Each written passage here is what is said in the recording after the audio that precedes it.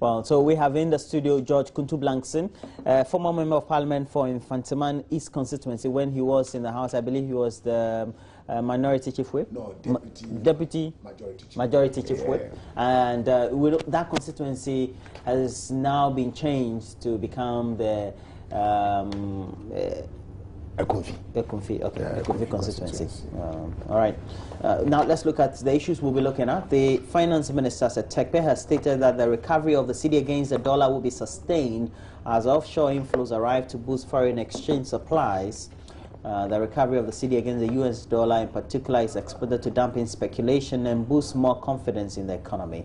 We were speaking to a daily graphic over the weekend, and the Finance Minister was happy that the local currency will head for the biggest gain against major trading currencies in the coming months. It was down, but over the last week or two has been recovering significantly, and according to analysts, report from the market says some foreign exchange speculators have projected that at this rate the cedi could climb in value to as much as 2.78 Ghana cedi to $1 by the end of the month, as the Bank of Ghana increases more dollar supply in the economy. And head of treasuries of some commercial banks also spoke to a daily graphic on condition of anonymity, saying their banks have been inundated by some currency dealers who want to exchange their dollars for the cedi at the current rate, fearing further losses as they hoard their dollars.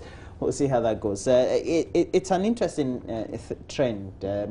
We know that the cedi almost was for something, so to speak, the last couple of weeks. Got a lot more of the importers complaining and a lot more of the business people complaining. Yeah, may I use this opportunity to wish our various viewers out there looking at us a very good morning. Especially the people of Ekunfi and God's guidance and blessings.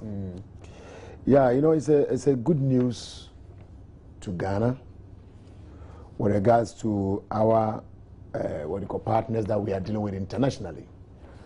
Why am I saying so? Because it gives them confidence that no matter what the situation, the economy can be turned around if the right injection from their side also coupled with our own good management and focus without any acrimony. I think Ghana economy could be turned around. Because like you said, you remember I was here with a colleague from the other side on the platform, I think about 3 months ago, and I made mention that by the grace of God, all what we are seeing with Cedi at the head of affairs, you know, he's somebody who doesn't talk much, but he has a lot of skills. Because I've worked with him, not as an, financial analyst or whatever, but when I was in Parliament, most often than not, he comes there to represent Honorable Cobra Dufour. And I know what the man does insofar as figures and management, prudent economic, parameters when it comes to setting them for a forward movement of economy. The man is in control. Okay, now let's go to the basics. We know that at the macro level, the things about the inflation and things and the other indications or indicators, but still there are complaints about high interest rate. You go to the banks almost close to 30% or some in excess. It depends on which of the financial institutions you have to go to. And so people still not getting access to credit. The energy situation has still not improved, and so many of the companies are still reeling under the current condition. All these ultimately giving them a hard time, so to speak. Yeah, you know, you cannot have it all rosary. Once aspect is being lifted up, its ripple effect will also affect its also gradual growth. Because when you talk about governance, like I said, you talk about governance, you talk about the superstructure, then the economy is the base. So the influence of the base on the superstructure is huge. Because within the superstructure, we have the state. You understand? So once the economy starts picking up, our monitor system stabilized, then its ripple effect will affect other systems. Because if there's more foreign exchange in the country, and there is no need for people to fight for more foreign exchange in order to import items into the country, and we're able to consider developing our agriculture sector, because you know Ghana is an agro-based country. You understand? So if we're able to do all those things, and those people outside there who always have capital, they want a place to put it, see it, they will come down and do the investment. So once they do those investments with like maybe offshore banking and whatever they talk about, and there's multiplicity of banking system in the country, if I come to your bank and you don't give me the required interest rate that I want, I can go to elsewhere and look for the interest that is low. Okay. Like you comparatively with equalization with this the fuel system.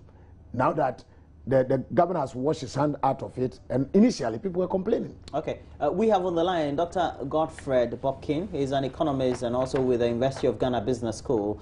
A very good morning to you. Now, particularly, what would you attribute the current, at least, improvement relatively, the Cedi against the major international currencies, especially the US dollar too? Is it only by way of the Bank of Ghana's injection of a lot more foreign currency into the system? Yes, thank you very much, and good morning to your cherished listeners and viewers. Good morning. I think that it is good news that we have seen some appreciation, but I think we have to situate that appreciation within the broader context of the fundamentals of our own economy. Then we will be able to ascertain whether this is sustainable. If you look at our history, around this time, the Cedi tends to do well, because this is a lean season. This is actually the dry season. Demand pressures are a bit moderate relative to the supply. So a lot also has to do with the expectation base, because Bank of Ghana has signaled that they will be injecting dollars on daily basis into the system, and the fact that we have also passed the first review, which perhaps could trigger inflows from our donor partners as well as the next tranche of the IMF bailout. So that itself is also moderating expectations in the market in terms of also speculative activity. But the question that we need to actually ask ourselves is whether this is sustainable, and that is where my fear is. It can be managed though. My advice perhaps will also be that we have to manage the dry season very well, such that we don't deplete our international reserves during the dry season. And then when demand pressures pick up in the run-up to the Christmas, then we won't have enough to be able to manage the situation. So I think that the appreciation is not necessarily as a result of structural transformation of the economy. And that is why we cannot really say that this is sustainable going forward. But I think we can build on that and ensure that the right policies are put in place, the right reforms. But the other thing we should also bear in mind is that it takes time for reforms to actually bear fruit, to materialize. So around this time, really, we can't start popping champagne that, yes, I mean, all is well with us. The Cedi is appreciating. They are injecting dollars during a time when demand pressures are relatively low. And we know how much we can also get in terms of from donor partners. We are also expecting the syndicated cocoa loan, the next issue of the Eurobond. So it's very easy to predict supply side in terms of how inflows would come into the system, while demand side will also pick up, especially as we prepare to import to meet Christmas demand. And also soon after Christmas, we realize that multinational companies will also be exiting a lot of capital, a lot of money because of dividend or profit repatriation. So it's about timing. It's also about timing the injection from the central bank with peak periods, such that we'll be able to manage the supply-demand dynamics to moderate the extent to which the Cedi would have to adjust to correct for imbalances in the system. It's an interesting point you make, and indeed we've always known this very trend. And if you look at the 4 quarters of the year that we tend to have, and as already you've indicated, as and when we have a lot more of the demand based on which time of the year it is, then we also need to take cognizance of the fact that we're we're entering into the third quarter, or we're already in the third quarter, we're likely to just wither this. But especially when we're getting a lot more difficulties consistently with our inability to resolve the energy situation, how does that also has an impact, so to speak, as to how the demand could be as we get towards the end of the third quarter? Yeah, I agree with you. I mean, the energy crisis is the real threat to the real sector of the economy. So if the manufacturing or industries are really constrained because of unreliable power supply, then it means that our extent to even provide import substituted products will be limited. Then all that we have to do is to import. And once you continue to do that, really you cannot sustain whatever gains that you are making today. So there is still a lot that remains to be done. There's a lot of work that we have to do. That is why we cannot go to bed. We cannot go and start popping champagne and praising ourselves for this appreciation that we are seeing. Really, they are not sustainable. To sustain them, you have to be able to anchor these gains within a proper context of fundamental reform to the economy. The real sector, we are talking about agriculture, we are talking about industry, we are talking about service, so that we will be able to produce, okay? And we are also talking about transforming our economy, export-led. But the challenges we are facing with in terms of the infrastructural deficit, unreliable power supplies, I mean, and a number of challenges is such that whatever gains we are seeing in the market today is not sustainable. That is my fear. And speculators could easily regroup and do whatever that they would want to do, because really, if you deplete your reserves, or even if you spend in anticipation of those inflows, and they are done, you are done with that. I mean, during the peak period, you look helpless. You become helpless. There isn't much that you can do because you cannot print dollars, and you cannot print more CDs and just fly out and go and change it to dollars and bring it back. No. So we have to be able to look at whether the gains we are seeing is from really fundamentals of the economy or as a result of also. But speculation plays a part, expectation plays a part. That is being moderated to some extent. But I think a lot remains to be done to be able to anchor the gains and ensure that it is sustainable and durable. Consistently over the last year, we've talked about how we need to indeed improve the structure of the economy. And we know that it could take us not less than a decade to be able to put that into sound footing and say we can make good assumptions on whatever the gains would be for a particular financial year. Now, would you say that for all the things that have been stated in the budget and for all the communication we've undertaken based on whatever it is that we're having with the IMF and the other development partners, it gives you the confidence that, well, when we're supposed to weather the storm in the bad patchy period, by the fourth quarter and the beginning of the next first quarter of the financial year, at least we wouldn't see what we saw in the last year? Yes, I think that even if we get the fundamentals right, a certain level of volatility is to be expected because of also differentials in our economic fundamentals relative to our trading partners. So, but the speed of that depreciation is what can be moderated to a large extent. So, but I think that what going forward, the expectations will be quite moderate because we are on track with the IMF program. We also expect that this would unlock donor partner inflows, and also with the syndicated cocoa loan, and then the Eurobond, and the fact that the fiscal consolidation is bringing to bear some level of fiscal discipline. So at least in terms of expectations, speculative activities, that can moderate. But it's not really like the end to our problems, because like you rightly said, transforming the economy takes a longer period. But we have to start.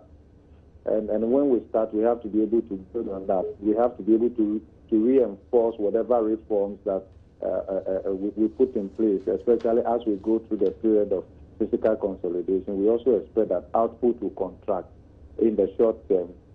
And when that happens also, it means that it has implications for consumption, poverty reduction, income inequality, and all of that. But if we are all clear in our mind that this is a necessary, painful adjustment process that we have to go through in order to economy on sound footing structurally and all of that, then it is clear in the mind of every Ghanaian that yes, there are certain trade-offs that we have to do, and seriously there are trade-offs that we have to do, even in terms of fuel, with the automatic adjustment, the deregulation that we are implementing, and as well, you realize that there's actually a restraint on government in terms of the extent to which they can spend. But we also expect that the government will have to spend, because the government is the largest consumer in the economy. The government has to spend to be able to rise spending, to be able to propel the economy. But we are not going to see that happening significantly because we have very limited borrowing space. And one of the objectives of the program is debt sustainability. That in itself will also limit to the extent to which we can add to our public debt stock. And because we can't add significantly to the public debt stock unless we are able to ensure that a growth actually picks up. So that debt sustainability will mean that in addition to the debt stock coming from the primary deficit and debt service payment is fully compensated by seniorage as well as real economic growth. Right. So we have to be able to balance the two very well. There's still a lot that we have to do in terms of reforms, institutional reform, in terms of the required fiscal discipline that we need to generate to even anchor a monetary policy well in bringing down inflation and engineer growth. But let me also say that, I mean, we cannot solve the Cedi's problem by only looking at the central bank, because it has to be a clear, integrated approach to solving the problem. That involves the Ministry of Finance, that involves the Ministry of Food and Agri, that involves the Ministry of Industry, Trade and Industry. I mean, it's very, very important because, you see, you have to do your part, and the central bank also has to do their part. But oftentimes we tend to think that, anything about the Cedi is about the central bank and the governor and the governors or the monetary policy committee. There's only so much that they can do. Right. Okay, thank you very much. I know at some point we have to bring you into the studio for us to thoroughly discuss the issue about, well, what we have with the IMF, the issue of austerity, and how really practically we can maintain all that very balance of austerity, especially when we're getting into an election year. Thank you very much, Dr. Godfred Alufa-Bobkin. He is an economist and also with the University of Ghana Business School, and actually the Economics Department of the University of Ghana. Thanks for joining me. We'll hope to have you again sometime and in the studio for us to have the lengthy discussion. We've been also joined by, in the studio, Honorable Member of Parliament William Kwesi Sabi is a Member of Parliament for Doma East, a member of the MPP as well. Did I pronounce your surname well? Sabi? Yes, that's great. Okay. And you come from Doma? Yeah, from Doma East. Doma East. Yes. Doma East. Okay. Yes, Doma in a way. Doma in a way. Yes. Only divided into East and into West. three. All right. Three different constituencies. Do you have Central? Yes, okay. East, West, and Central. All right. What do you make of the lecturers or the doctor's propositions, especially his responses on the subject of whether we need to be healing ourselves all too soon, but really looking at, I mean, practically when it's getting to the close of the year, we have a lot more importation being made for Christmas, and after, people also need to mop up the cash, yes, and then go and plan for the next year and things like that. Thank you very much. I must first apologize for coming in late. I think I couldn't have agreed with him more. When he was with you, I was nodding my head because he was really hitting the nail on the head. It looks like what government is doing now, that is more, seems to yield some positive results. It's more like a program, just trying to solve the problem within the short period by injecting more dollars into the system. The issue is with sustainability. For how long can we continue to inject more dollars into the system to reduce rate? And anybody who has lived in Ghana for some time will know that this is the June, July, August is not the best period for economic activities. So definitely the demand for dollars will also go down. So that the time when supply of dollars is going up and demand for dollar is going down, definitely you don't expect price, that is the rate, to go high. And that is what is yielding these results as he's explaining. As we move to September, October, thereabout, we have to see whether we can continue doing that. Because at the end of the day, that's the period most businesses will then want to import for Christmas activities, and they will need dollar. So the demand for dollar will go high. Whether government will have the ability to continue supplying dollar at that rate will also be the issue. Secondly, he hinted on energy crisis. Right now, because of the energy crisis, we are having most manufacturing companies are producing at a very low level. Either they've laid off some staff or they have shut down some machines and those things. So they're operating under capacity. What it means is that what they were producing here and we were patronizing will go down, and if we will need more imports in order to... Because then the demand of the market will be high. So we need more import to support what we need here. What it means is that demand for dollar will also go down because you cannot import with Cedi. So at the end of the day, we may go back to the situation that we had. It's good now, it's yielding good results, but the issue is, can we sustain it, considering the factors that... It's an interesting scenario that we find ourselves, and Mr. Kuntu Blank said. Yeah. But the point is, before we got here, some few weeks ago, there was still that very panicky situation. People were still mopping up a lot more dollars in the system because they were using it more as investments, not necessarily because they were using it for imports, because the economic activity at this time is not right.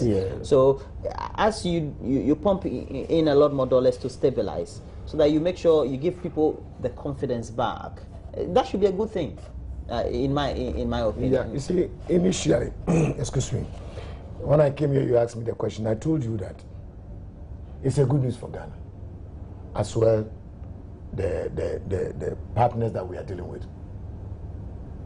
And I made mention that when we're able to tackle our agriculture sector, it's a base, coupled with energy. If we're able to set up these parameters right, no matter how the situation, it will not be bad as before. Well, hopefully. I'm telling you. Because one, if the energy improves, the manufacturing sector will grow up. Okay. You understand? And as they grow up, those add value that export will bring in money. And when that money is coming, it's not coming in local currency. It also supports the injection of the government. So it's a matter of all approach and all inclusiveness, where we all come together, and whatever knowledge that we have that it will help the government to sustain it, we just give it to him, like what the doctor was saying. What he said is perfect, because we are in the lean season. But lean season, if he has been able to inject, because you know the situation was so bad, the dollar was at the rate of 4.5. Yeah. So I actually bought, exchanged some on the black market for 4.6. Yes, it started from February. And February on the black market, you could get it for 4.6. Yes, on February. I mean, you are selling. Yes. You are selling, and you are selling at 4.6. Yes. So it's serious. And February, it wasn't a lean season. That it was up. Yeah. You understand? So if by His grace and with the prudent management, they've been able to, and all those promises have started coming in. If they have come, they requested it for purposes. Because some are syndicated for cocoa purchases. So if the cocoa comes and we get it as a product and we will just give it back, we are going to get returns. And those returns will be in dollars. All right. Mr. Sabi, does that give you confidence? Does that give you that there's a clear plan, or is just an ad hoc approach, just pumping dollars? As somebody who is watching. Thank you. That's what I said initially. It's like a short program. That's how I see it. So it doesn't give you confidence? It doesn't give me confidence as such for what is happening now. But what is happening now is yielding the positive results. Right. However, I'm asking for how long can we continue to do that? How much do we have in reserve that we are going to pump out? The problem will be, as I was talking about, when it comes to the good economic season, for us, September, October going in Ghana is the best time when it comes to business. Okay. At that time, government still have a lot of dollars to pump in to sustain demand, so that the price will still go down, the rate will still be maintained. It's a good, nobody wants the Cedi to go down as it was. But the issue is that we shouldn't be too happy. We should look at how long can we sustain this activity. The best way to do, as he hinted, and the doctor also hinted, that the best way to do this is to rather boost production in Ghana. If we are able to add value to what we have, first of all, import will reduce, because then the demand for dollar will go down. Since we are also getting what we want here. We are using more of CDs, and we don't be using a lot of dollars. They may also export what they have, and at the end of the day, it will also boost the economy. But if we continue to import all the time, and with this crisis, we still have the energy crisis, and there's no way we are going to sustain this. So the best thing to do, as he said, is to tackle the issue from all corners. We need to improve our energy situation for manufacturers to continue their business well. We need to also ensure, in fact, that's the best thing. The best thing to do is the main, but we should also not lose the fact that we need more dollars in future. So government should not pump out all the dollars now, because if it comes to that time, and government has October, no dollars November, to do, December. Yes. October, November, December. Yes. And then January, February, March. Yes. If government doesn't have dollars to pump within the 6 months period, it's going to be worse than what we have. Not be terrible. Like we witnessed towards the close of the year. Yes. I know you wanted to add something. You know where did I most of my confidence from? You know, we use more crude. Sure. You mean for energy generation, as well as even for normal consumption. And look at it. The gradual switch to gas in production of electricity should also reduce pressure on the foreign exchange. You understand? Like we said. If we're able to reduce that tendency, and we're able to mechanize agriculture and change our taste to the taste of Ghana, I think we have no cause to complain. Well, it doesn't happen in a year. That is it. Development of economy takes time. The problem has been the government promises to solve this problem all over this period, and the number of times it has come. If you are really working as he has said it, then we should see some improvement. But it doesn't happen. It is not today. As for promises, not today. I think I said it doesn't happen just within the space of 6 months. So we have to be patient, I guess. Yes, it will take time. Right. Hopefully.